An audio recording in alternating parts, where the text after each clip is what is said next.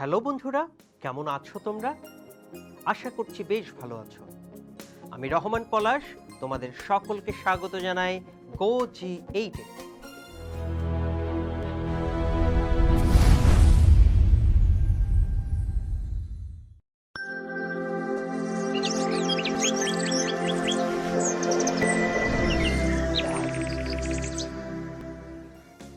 বন্ধুরা, আজকে আমরা নবম দশম শ্রেণীর ভূগোল বইয়ের চতুর্থ অধ্যায় থেকে ভূপৃষ্ঠের ধীর পরিবর্তনের কারণ ও ফলাফল সম্পর্কে আলোচনা করব।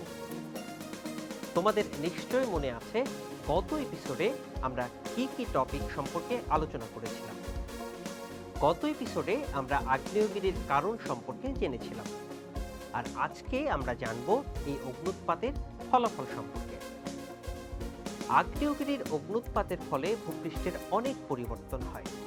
যেমন অনেক সময় আগ্নেয়গিরি থেকে নির্গত পদার্থ চারিদিকে সঞ্চিত হয়ে বা জমা হয়ে মালভূমির সৃষ্টি করে।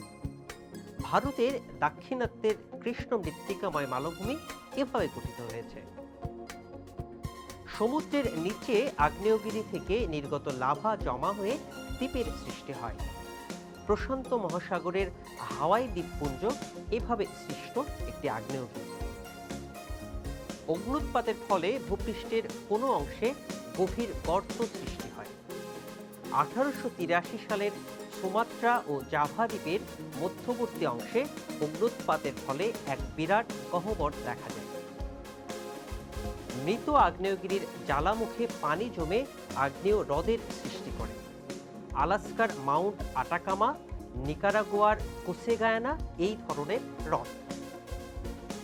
আগ্নেয়গিরির নির্গত লাভা, শিলা, দ্রব্য ইত্যাদি দীর্ঘকাল ধরে একটা স্থানে জমা হয়ে পর্বতের সৃষ্টি করে। এ ধরনের পর্বতকে আগ্নেয় পর্বত বলা হয়, যেমন ইতালির ভিসুভিয়াস। বন্ধুরা, আগ্নেয়গিরির লাভা জমে কোথাও কোথাও বিশাল এলাকা নিম্ন সমভূমিতে পরিণত হয়। উত্তর আমেরিকার স্নেক নদীর লাভা সমভূমি একই রকম একটি সমভূমি। তবে আগ্নেয়গিরির ক্ষতিকর দিকও রয়েছে। আগ্নেয়গিরির অগ্ন্যুৎপাতের ফলে লাভা চারিদিকে ছড়িয়ে পড়ে গ্রাম, নগর, কৃষিক্ষেত্র ধ্বংস করে দেয়। 1879 সালে ইতালির ভিসুভিয়াস আগ্নেয়গিরির অগ্ন্যুৎপাতের ফলে হারকিউলিনিয়াম এবং পম্পেই নামের দুটি নগর উত্তপ্ত লাভা ও ভস্মরাশির মধ্যে ডুবে গিয়েছিল। বন্ধুরা, তবে এতে অনেক উপকারও আছে। এই যে নগর, শহর, সভ্যতা আগ্নেয়গিরির অগ্ন্যুৎপাতে নিমজ্জিত হয়ে যায়, পরবর্তীতে এই অঞ্চলের ভূমির উর্বরতা বাড়ে। যেমন দাক্ষিণাত্যের লাভা গঠিত কৃষ্ণ মৃত্তিকা কার্পাস চাষের জন্য বিশেষ উপযোগী। অনেক সময় লাভার সঙ্গে অনেক খনিজ পদার্থ বের হয়ে আসে। আমেরিকা যুক্তরাষ্ট্রের পশ্চিম দিকে অগ্ন্যুৎপাতের জন্য অধিক পরিমাণে খনিজ দ্রব্য পাওয়া যায়। অগভীর সমুদ্র এবং হ্রদে লাভা ও ভস্ম জমা হয়ে এভাবে ভূভাগ সৃষ্টি করে। বন্ধুরা, ভূপৃষ্ঠের ধীরে পরিবর্তনের কারণগুলো কি সেটা আমরা এখন জানব। আমরা তো জানি পৃথিবীর আকস্মিক পরিবর্তনের কারণে তিনটি প্রধান ভূমিরূপ সৃষ্টি হয়। সেগুলো হচ্ছে পর্বত, মালভূমি, সমভূমি। আর এই সব ভূমিরূপ বিভিন্ন ধরনের প্রাকৃতিক শক্তি, যেমন সূর্যের আলো, বাতাস, বৃষ্টি, নদী এসবের মাধ্যমে খুব ধীরে ধীরে পরিবর্তনের ফলে নতুন ভূমিরূপে পরিণত হয়। এই পরিবর্তন প্রক্রিয়াকে ধীর পরিবর্তন বলে। বন্ধুরা, এতে সূর্যের আলো, বাতাস, নদী এসব শক্তি ধীরে ধীরে ভূত্বকের ক্ষয় সাধন করে। ভূত্বকের উপরে যে শিলাস্তর রয়েছে তা ভেঙে চূর্ণ বিচূর্ণ হয়ে যায়। পানি বা স্রোতের মাধ্যমে এসব শিলা অপসারিত হয়। আবার নতুন করে শিলা চূর্ণ বিচূর্ণ করে এভাবে ধীরে ধীরে প্রাকৃতিক শক্তির মাধ্যমে ভূমিক্ষয় হতেই থাকে। বন্ধুরা, যেসব প্রক্রিয়ায় ভূমিরূপের পরিবর্তন হচ্ছে তাদেরকে মূলত চারটি পর্যায়ে ভাগ করা হয়েছে। এগুলো হলো বিচূর্ণী ভবন এবং ক্ষয়ী ভবন, অপসারণ, নগ্নীভবন, অবক্ষেপণ। প্রথমে আমরা জেনে নিব বিচূর্ণীভবন এবং ক্ষয়ীভবন সম্পর্কে।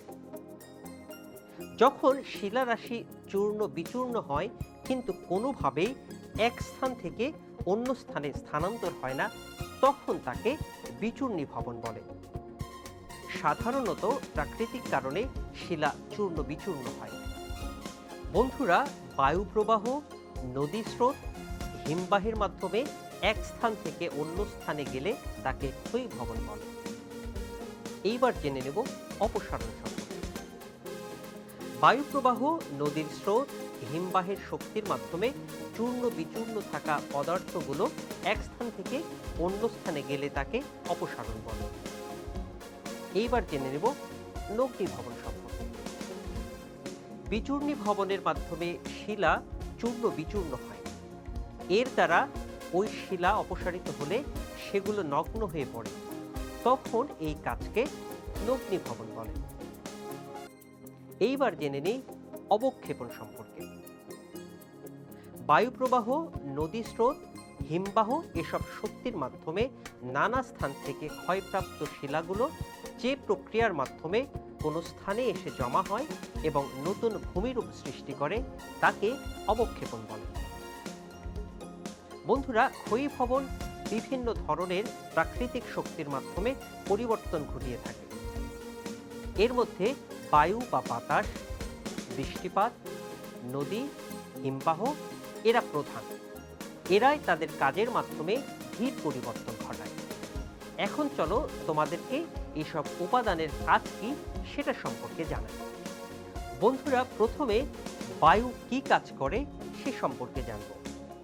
বায়ু বা বাতাসে কি কি থাকে বলো তো? আমি বলছি, বায়ু বা বাতাসে অক্সিজেন, কার্বন ডাই অক্সাইড, জলীয় বাষ্প সহ নানা ধরনের রাসায়নিক উপাদান থাকে। এইসব রাসায়নিক উপাদান রাসায়নিক প্রক্রিয়ার মাধ্যমে ক্ষয় হয়ে বায়ুর ক্ষয় করতে কাজ করে। মরুভূমিতে ক্ষয় কাজ বেশি হয়। মরু এলাকা শুকনো এবং বৃষ্টিহীন থাকে, সেই সাথে সেখানে গাছপালাও কম থাকে। গাছপালা কম থাকার কারণে মাটি খুব বেশি শক্ত বা সুদৃঢ় হয় না। তাছাড়া দিনের বেলায় সূর্যের তাপে এবং রাতে ঠান্ডা হলে শিলার সংকোচন ও প্রসারণ ঘটে খুব বেশি। এরপর ধীরে ধীরে বাতাসের আঘাতে এই অঞ্চলের শিলা সহজেই ধীর পরিবর্তনের মাধ্যমে ক্ষয় সাধন ঘটায়। এইবার জেনে নেব বৃষ্টির কাজ। বৃষ্টির পানি ভূপৃষ্ঠের উপর দিয়ে যখন প্রবাহিত হয় তখন ভূপৃষ্ঠকে ব্যাপকভাবে ক্ষয় করে। প্রবাহিত হওয়ার সময় পানি শিলাকে আংশিকভাবে ক্ষয় এবং ঢিলা করে দেয়। ক্ষয়প্রাপ্ত শিলাগুলো ধীরে ধীরে বইতে থাকে। বৃষ্টিবহুল অঞ্চলে যখন মাটিতে চাষের মাধ্যমে কর্ষণ করা হয় তখন বৃষ্টির পানির মাধ্যমে কিছু মাটি সরে যায়। আবার পাহাড়ের মধ্যে কাদার যে স্তর থাকে তার উপরে অনেক ভারী শিলা হেলানো অবস্থায় থাকে। পর্বতের ফাটল দিয়ে পানি প্রবেশ করে কাদার স্তরকে গলিয়ে দেয়। তখন বড় শিলাস্তর কাদার উপর থাকতে না পেরে নিচে ধসে পড়ে।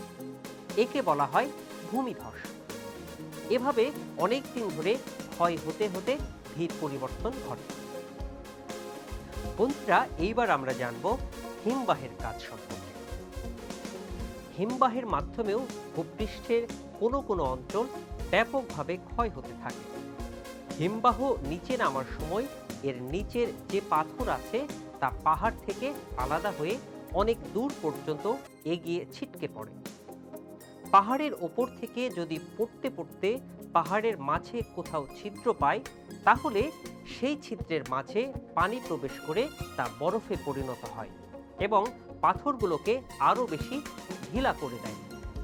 ফলে হিমবাহের চাপে পাহাড়ের গা থেকে খুব সহজেই আলাদা হয়ে নিচে পড়ে। দীর্ঘদিন ধরে এরকম চলতে চলতে ভূপৃষ্ঠ ধীর পরিবর্তনের অন্যতম একটি উদাহরণ তৈরি করে। এইবার জেনে নেব নদীর কাজ সম্পর্কে। যেসব প্রাকৃতিক শক্তি ভূপৃষ্ঠে প্রতিনিয়ত ধীর পরিবর্তন করে তার মধ্যে নদীর কাজ অন্যতম। নদী যখন পাহাড়ের মধ্য দিয়ে প্রবাহিত হয় তখন স্রোতের আঘাতে নুড়ি, কাদা এসবের ঘর্ষণে নদী গর্ভ এবং এর পাশের স্থান ক্ষয় হতে থাকে। পাহাড়ের নদীর স্রোত বেশি থাকে। নদীর স্রোত নিচের দিকে আগাতে থাকলে আর কোনো সঞ্চয় করতে পারে না। যখন নদী সমভূমিতে আসে তখন নদী ক্ষয় এবং সঞ্চয় করে চলার পথে যেখানে নরম শিলা পায় ঠিক সেই পথেই এগিয়ে যায়। এভাবে ধীরে ধীরে ভূমিরূপ গঠন করে। নদীর ক্ষয় এবং সঞ্চয়ের মাধ্যমে নদী সমুদ্রে গিয়ে পড়ে অনেক দিন পরে। ক্ষয় আর সঞ্চয় কাজ একই সাথে চলে বলে নদীর মাধ্যমে ধীরে পরিবর্তন হয়। এইবার জেনে নেব নদীর গতিপথ সম্পর্কে। আমাদের জীবনে নদীর গুরুত্ব উল্লেখযোগ্য। প্রাচীন যতগুলো শহর সম্পর্কে আমরা জেনেছি তার সবগুলোই কিন্তু নদীর পাশে অবস্থিত ছিল। অতীতে মানুষ পানিপথে চলাফেরা বেশি করত। মানুষের বসবাস ছিল নদীকে কেন্দ্র করে। বন্ধুরা, আমরা এখন নদীর গতিপথ এবং আরো অন্যান্য নদী সম্পর্কিত তথ্য সম্পর্কে জানব। বন্ধুরা, প্রথমেই বলি নদী কি। উঁচু পর্বত, মালভূমি বা উচ্চভূমির অবস্থান থেকে বৃষ্টি, হিমবাহ বা বরফ গলা পানির ছোট ছোট স্রোতধারা একসাথে হয়ে মাধ্যাকর্ষণ শক্তির মাধ্যমে একটি নির্দিষ্ট পথে যখন প্রবাহিত হয়ে সমভূমি বা নিম্নভূমির উপর দিয়ে কোনো বিশাল জলাশয় অথবা সমুদ্রের সাথে মিশে যায় তখন তাকে নদী বলে। যেখান থেকে নদীর উৎপত্তি হয় তাকে বলা হয় নদীর উৎস। কোনো সাগরে এসে যদি মিলিত হয় তখন সেই মিলিত অংশকে নদীর মোহনা বলে। নদীর অধিক বিস্তৃত মোহনাকে খাড়ি বলা হয়। দুটি নদীর মাঝখানের ভূমিকে দোয়াব অঞ্চল বলে। এইবার জেনে নেব নদী সঙ্গম সম্পর্কে। দুই বা ততোধিক নদীর মিলনস্থলকে নদী সঙ্গম বলে। এইবার জেনে নেই উপনদী সম্পর্কে। পর্বত থেকে উৎপন্ন হয়ে যখন কোনো বড় নদীতে গিয়ে পতিত হয় তখন তাকে বড় নদীর উপনদী বলে। বাংলাদেশের তিস্তা ও করতোয়া যমুনা নদীর উপনদী। এইবার জেনে নেই শাখা নদী সম্পর্কে। মূল নদী থেকে যে সকল নদী শাখা আকারে বের হয়ে প্রবাহিত হতে থাকে সেগুলোকে শাখা নদী বলে। বাংলাদেশের কুমার এবং গড়াই হলো পদ্মার শাখা নদী। বন্ধুরা, এইবার জেনে নেই নদী উপত্যকা সম্পর্কে। যে খাতের মধ্য দিয়ে নদী প্রবাহিত হয় সেই খাতকে ওই নদীর উপত্যকা বলে। এইবার জেনে নেই নদী গর্ভ সম্পর্কে।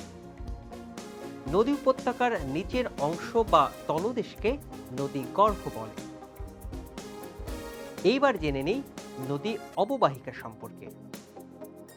উৎপত্তি স্থান থেকে শাখা প্রশাখার মাধ্যমে যে বিস্তীর্ণ অঞ্চল দিয়ে পানি প্রবাহিত হয়ে সমুদ্র বা হ্রদে পতিত হয় সেই পুরো অঞ্চলকেই নদীর অববাহিকা বলে। আশা করি সবাই বুঝতে পারছ। বন্ধুরা, এই ছিল আমাদের আজকের আলোচনার বিষয়। পরবর্তী কোনো ক্লাসে তোমাদের সাথে আবার দেখা হবে। ততদিন পর্যন্ত তোমরা ভালো থেকো, সুস্থ থেকো এবং গো জি8 এর সাথেই থেকো।